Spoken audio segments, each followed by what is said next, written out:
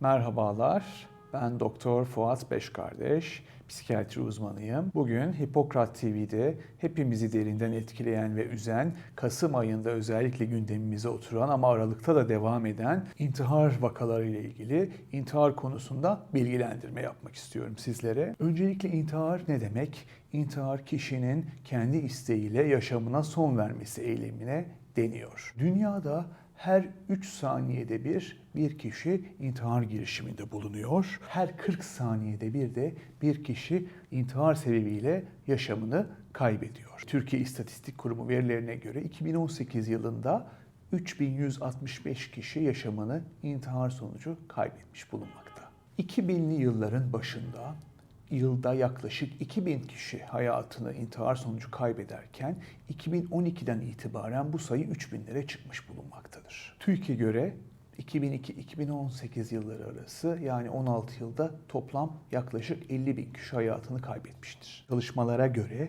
savaş zamanlarında ve ekonomik kriz zamanlarında intihar sayılarının arttığı bilinmektedir. İntihar sadece psikiyatrinin, psikolojinin değil, aslında her bölümü ilgilendiren bir halk sağlığı ve bir toplum sorunudur.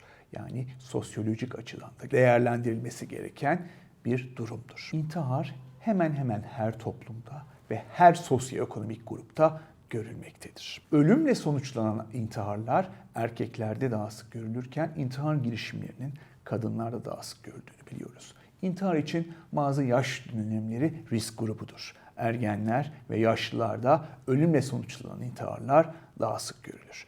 Mutlaka intiharların %90-95'in altında psikiyatrik bir sorun da eşlik etmektedir. En sık eşlik eden psikiyatrik sorun malum olduğu üzere majör depresyon, duygu durum bozuklukları, bipolar iki uçlu mizaç bozuklukları, şizofreni, madde ve alkol kullanım bozuklukları ve kişilik bozuklukları olarak sayılabilir. Daha önce de dediğimiz gibi her 30 intihardan biri, intihar girişiminden biri maalesef ölümle sonuçlanmaktadır. Ve de özellikle erkeklerin intihar girişimleri kadınlara göre 4 sık daha fazla ölümle sonuçlanmaktadır. 2014 yılı TÜİK verilerine göre 3065 kişi hayatını kaybetmiştir intiharla ve bunun %75'i erkek cinsiyetlidir. İntihar edenlerin yarısı bir vasiyet notu, bir veda notu ya da bir vedalaşma ziyaretlerinde bulunurlar. Sonbahar ve kış ayları özellikle intihar için risk dönemleridir çünkü mevsimsel depresyonlar en sık bu aylarda görülür. İntihar için en önemli risk faktörünün şiddetli majör depresyon olduğundan bahsettik. Bu depresyonda da en önemli düşünce yapısı çaresizlik, umutsuzluk ve başka bir çıkış yolu görememesidir kişinin. Tüm sebeplerin altında genellikle yoğun bir çaresizlik, değersizlik, yetersizlik, tünelin ucunda bir aydınlık görememe görülmektedir. İntihar riski kimlerde daha yüksektir diye bakacak olursak özellikle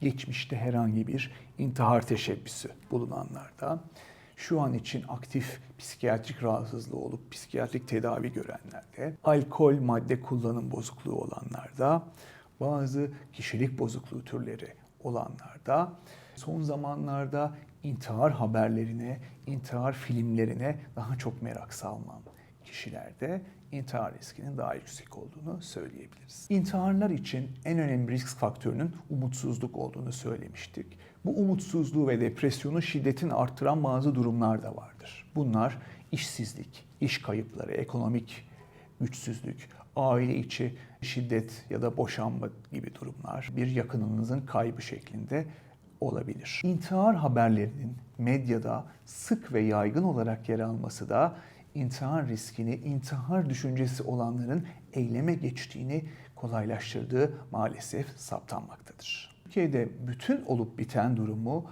psikiyatrik durumla açıklamak ne kadar yanlışken bütün durumu da her şeyi de ekonomik sebeplere bağlamak o kadar yanlış olmaktadır. Böylelikle iki tarafında bir araya gelerek durumu değerlendirmesi, yani kimsenin kimseye suçu, topu atmaması gerekmektedir. Bu çok ciddi bir toplum ve halk sağlığı durumudur çünkü. Sosyal medyada özellikle intiharı yüceltmek, kahramanlaştırmak, fenomenleştirmek de özellikle ergen yaş grubu için çok önemli bir risk faktörüdür. Yani intiharı ne yücelteceğiz ama bir o kadar değersizleştirmek de o da çok önemli bir yanlış olacaktır. İntiharın sosyolojik analizine bakacak olursak, ülkemizin büyük yoğun bir ekonomik darboğazdan geçtiğini hepimiz söyleyebiliriz, özellikle son 5 yılda. Bunun yanında toplumda da yoğun bir güvensizlik havası da hakim. Kimse artık konusuna, komşusuna güvenemiyor. Çocuklarını rahat parklarda oynatamıyor. İşte birisi çocuğuna sevmeye çalışsa, bir yaşı büyük bir amca, işte acaba tacizci mi, pedofilik mi diye bir korku toplumu haline gelmiş bulunmaktayız. Bunun altında tabii postmodernizm, neoliberalizm, kapitalizm ve sadece insanların tüketerek var olabilecekleri bir toplum yapısının da şekillendirilmiş olması yatabilirken, bizi bizlerle ayakta tutacak değerlerimiz, dayanışmalarımız, yardımlaşmalarımızın maalesef kaybolduğundan bahsedebiliriz. Bireyler sadece tükettikleri ölçüde var oldukları, muhatap alındıklarını bildikçe kişiliklerinden feragat edip bir nevi kendi benliklerini de öldürmüş oluyorlar. Bu bağlamda son zamanda Kasım ayında ve Aralık ayında yaşanan ailelerin maalesef kaybıyla sonuçlanan siyanür vakalarında, siyanür toplu intihar vakalarında sadece siyanürün satışının yasaklanması ya da engellenmesi tek başına yeterli bir önlem ve tedavi edici bir durum olmayacağını söylemek isteriz. Biraz taklit ya da kopya intiharlardan bahsetmek istiyorum. Almanya'da Goethe'nin yazmış olduğu Genç Werther'in Acıları romanı çıktıktan sonra oradaki baş kahraman Werther'in aşkına kavuşamadığından sonra, yaşamına son vermesinden sonra yaklaşık 40 kişi bu şekilde hayatını kaybetmiştir. Daha sonra bu kitap İtalya'da ve Danimarka'da yasaklanmıştır. 1974'te de sosyoloji literatürüne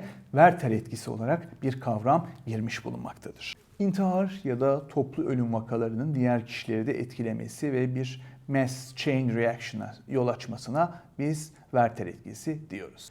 Türkiye'de en sık kendini asarak, silahla ya da kimyasal yollarla intiharları görmekteyken siyanürle kendini intihar etme durumu 15. 16. sıradan son zamanlarda yükselmektedir. O yüzden siyanürle ilgili bazı önlemler de bakanlıklar tarafından alınmıştır. Bu noktada özellikle Türkiye Büyük Millet Meclisi'nin, bakanlıkların, kaymakamlıkların, belediyelerin devreye girmesi, yoksullukla önemli başa çıkma adımları atmaları gerekmektedir. Bu toplumsal önlemler alınmazsa sadece psikolojik önlemler yetersiz kalacaktır. Tabii ki de toplum ruh sağlığı merkezlerinde çalışan hekimlerimizin depresyon taramalarını ve intihar riskini araştırmaları, bazı anketler yapmaları da önleyici olabilmektedir. Ekonomik önlemler kadar kişilerin bazı ilaçlara, kimyasal maddelere ulaşmalarının kısıtlanması, evlerinde silah ve silah benzeri maddeleri bulundurmamalarını sağlamak, denetlemek de önemli bir halk sağlığı önlemi olacaktır. Türkiye Psikiyatri Derneği Kasım ayı sonunda yayınladığı bir bültende medyayı uyarmakta ve intihar haberlerini çok ayrıntılandırmadan, basit bir şekilde yönteme ve içeriğe çok fazla değinmeden sade bir şekilde verilmesini öğütlemektedir. Bunun yanında intihar düşüncesiyle başa çıkmak için bir sürü alternatifin olduğu ruh sağlığı merkezlerinin, tedavi hastanelerinin özellikle umut aşılaması açısından vurgulanması gerekmektedir. Medyaya burada da önemli bir rol ve görev düşmektedir. İntihar engellenebilir mi?